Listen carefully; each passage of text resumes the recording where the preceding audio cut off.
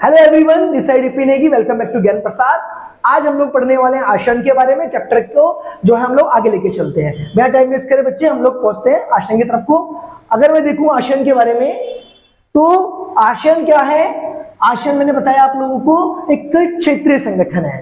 ठीक है, ये क्या है? Association of south east Asia Nations. Association of south east Asia nation इसके फुल फॉर्म है, जिसे हिंदी में बोलते हैं दक्षिण पूर्व एशियाई राष्ट्रों का संघ। दक्षिण पूर्व एशियाई राष्ट्रों का संघ इसकी फुल फॉर्म है। 1 मार्क्स का क्वेश्चन आता है, इसको पूर्ण रूप से लिखिए तो आपको ये फुल फॉर्म इसकी याद रखनी है। अच्छा, बना कैसे एक बार देखते हैं इसे। अगस्त 1967 में जो दक्षिण पूर्व एशिया के 5 देश थे, इन 5 देशों ने मिलकर के एक पत्र पे साइन किया, जिस पत्र का नाम था बैंकॉक घोषणा पत्र।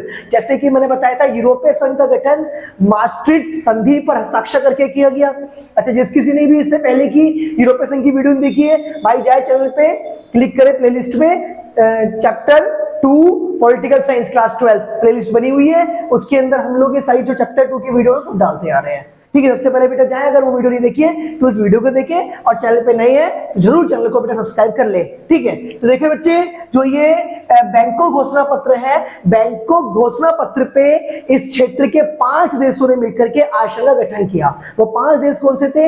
Indonesia, Malaysia, Philippines, Singapore, Thailand. एक बार दोबारा बोल रहा हूं, ध्यान समझ ले। Indonesia, Malaysia, Philippines, Singapore, Thailand, इन 5 देशों को आसियान का संस्थापक देश कहा गया। ठीक है, इन 5 देशों ने मिलकर के अगस्त 1967 में बैंकॉक घोषणा पत्र पर हस्ताक्षर करके आसियान का गठन किया। इसके बाद इसके अंदर 5 देश और ऐड हो गए। जो 5 देश और ऐड हुए वो थे, जो 5 देश से वो थे बुर्नेई दारुसलाम, यानी कि बुर्नेई दारुसलाम, वियतनाम, कंबोडिया, लाओस और म्यांमार। बाद में ये 5 देश आसियान में शामिल हुए और आसियान के सदस्यों की संख्या 5 से बढ़कर 10 हो गई।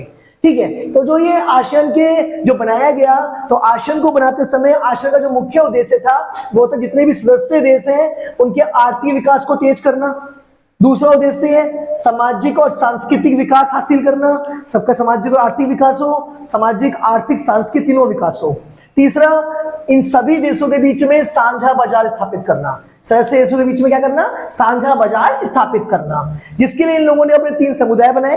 3 समुदाय क्या थे इनका? पहला समुदाय आर्थिक समुदाय, दूसरा सामाजिक एवं सांस्कृतिक समुदाय, तीसरा सुरक्षा समुदाय। आर्थिक समुदाय का काम था आसियान देशों को साझा बाजार, यानी कि आसियान देशों का साझा बाजार उत्पादन आधार तैयार करना। यानी कि कहने का सिंपल सा समझ लो, इसके अंदर क्या था? इसका एक उद्देश्य ये था कि भाई हम लोग कम आमदनी वाले मजदूर, यानी कि हम लोग सस्ते मजदूरों को उत्पन्न करें। जब सस्ते मजदूर आएंगे तो ऑब्वियस सी बात है सब चीजें ऑटोमेटिक सस्ती हो जाएंगी। तो इनका ये था कि सस्ते मजदूरों को अपने देशों के अंदर सर्कुलेट करना। आर्थिक समुदाय के अंदर था, यानी कि साझा बाजार तैयार करना, उत्पादन आधार तैयार करना, मैन्युफैक्चरिंग तैयार करना और सामाजिक और आर्थिक विकास में मदद करना। दूसरा उद्देश्य था देशों के बीच, यानी कि सामाजिक एवं सांस्कृतिक समुदाय का उद्देश्य था कि देशों के बीच टकराव की जगह बातचीत से बात की जाए। यानी कि इनका सिंपल सा उद्देश्य था, अगर किसी भी एक देश में कोई युद्ध होता है तो युद्ध का बदला युद्ध नहीं होगा भाई, युद्ध का समाधान होगा बातचीत। ठीक है, तीसरा सुरक्षा समुदाय। सुरक्षा समुदाय का काम था क्षेत्रीय विवादों को सैनिक टकराव तक ना ले जाने की सहमति पर क्या करना भी आधारित, यानी कि जो भी कोई टकराव होगा उसे हम सैनिक लेवल तक लेकर नहीं जाएंगे। सिंपल सा उद्देश्य समझ लो क्या था? सिंपल था भैया, आर्थिक 3 समुदाय बनाए गए। तो आर्थिक समुदाय का काम था मैन्युफैक्चरिंग को बढ़ावा देना, ठीक है, उत्पादन आधार तैयार करना, साझा बाजार तैयार करना। सामाजिक एवं सांस्कृतिक समुदाय जो था उसका उद्देश्य था कि हम लोग जो भी कोई समस्या हो उसका समाधान बातचीत से करें।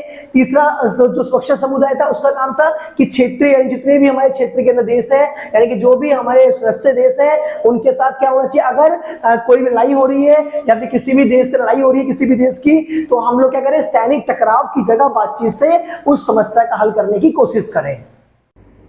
आगे हम लोग देखें तो आगे आसियान क्षेत्रीय मंच। आसियान क्षेत्रीय मंच को लेकर अगर मैं देखूं तो 1 मार्क्स का क्वेश्चन कई बार आ जाता है। तो आसियान क्षेत्रीय मंच को लेकर अगर क्वेश्चन आएगा तो आपने क्या लिखना है, एक बार देख लें जरा स्क्रीन पे, मतलब आपको दिख रहा होगा वीडियो के अंदर यहाँ पर ये कि 1994 में आसियान क्षेत्रीय मंच की स्थापना की गई। अच्छा, इसे क्यों बनाया गया वो समझते हैं। इसका उद्देश्य था कि जितने भी सदस्य देश हैं उनकी सुरक्षा और विदेश नीतियों में तालमेल बना रहे, उसके लिए आसियान क्षेत्रीय मंच का गठन किया गया। अच्छा, अगर हम आगे देखें और तो एक क्वेश्चन आएगा आसियान की प्रासंगिकता को लेकर अगर आता है तो आसियान की प्रासंगिकता मतलब होता है महत्वपूर्ण था कि भाई आज के समय पे आसियान क्यों इतना महत्वपूर्ण है। तो हम देखते हैं यहाँ पर वैसे तो आसियान के महत्वपूर्णता के बहुत सारे कारण हैं, बहुत सारे कारण, लेकिन इसमें सिर्फ और सिर्फ मैंने 6 कारण लिखे हुए हैं क्योंकि आपने 6 ही पॉइंट लिखे हैं, 6 पॉइंट लिखोगे बहुत इनफ है। तो पहला अगर हम देखें आसियान की प्रासंगिकता यानी कि उसकी महत्वपूर्णता का पहला कारण देखें तो पहला कारण है उसका आसियान की मौजूदा आर्थिक शक्ति, खास तौर से भारत और चीन जैसे तेजी से विकसित होने वाले एशियाई देशों के साथ व्यापार और निवेश के मामले में प्रदर्शित होती है। यानी कि जो इसका मतलब यह है कि जो भारत और चीन है वो बहुत ज्यादा आकर्षित हो रहे हैं आसियान की तरफ को कि आसियान के देशों से ट्रेड करने लिए, क्योंकि उनका जो श्रम है, जो उनका निवेश है, उनकी सेवाएं हैं वो बहुत ही सस्ते दरों पर मिलती है। दूसरा यानी कि आसियान ने निवेश, श्रम और सेवाओं के मामले में मुक्त व्यापार क्षेत्र बनाने पर भी ध्यान दिया है। तीसरा, अमेरिका और चीन ने भी मुक्त व्यापार क्षेत्र बनाने में रुचि दिखाई है। चौथा, आसियान ने पूर्वी तिमोर के संकट को संभाला। आसियान ने कंबोडिया में टकराव हुआ था उसको भी संभाला। और सन 2009 की अगर हम बात करें तो सन 2009 में भारत ने आसियान के साथ मुक्त व्यापार समझौता किया और 1 जनवरी 2010 से इसे लागू किया। आई होप कि मेरे बच्चे आपको पूरी वीडियो समझ में आएगी। मिलते हैं बच्चे नेक्स्ट वीडियो, तब के लिए ओके बाय, जय हिंद।